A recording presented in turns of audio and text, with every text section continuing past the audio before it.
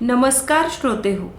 आज आपण श्री स्वामी समर्थांच्या फलदायी बिरुदावल्या या ग्रंथातील एका नवीन बिरुदावली संबंधी जाणून घेणार आहोत. नमस्कार श्रोते हो.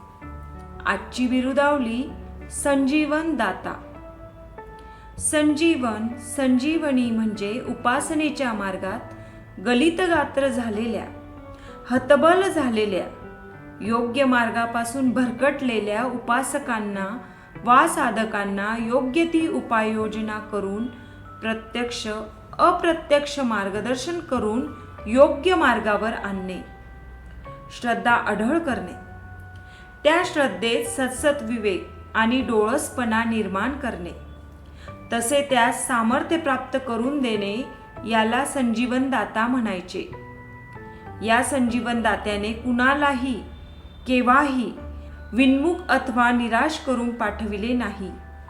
अनेकांना अनेक दुर्धर असाध्य रोगातून वाचविले, त्यांना नवजीवन मिळवून दिले, अस्थिराचे आयुष्य स्थिर केले, काही निपुत्रिकांना पुत्र संतान लाभावे असे वर दिले, निराशाग्रस्तांना आशावादी बनविले, पुन्हा उमेदीने जीवन जगण्याची ऊर्जा दिली.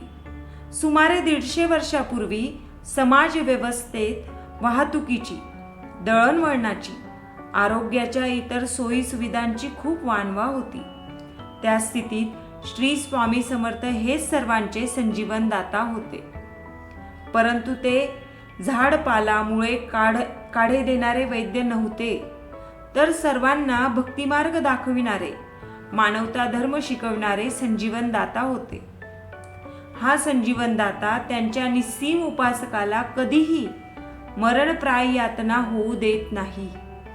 गंभीर आजार असो, अपघात असो, यातून वाचवतो. काही दुर्धर आजार बरेही करतो.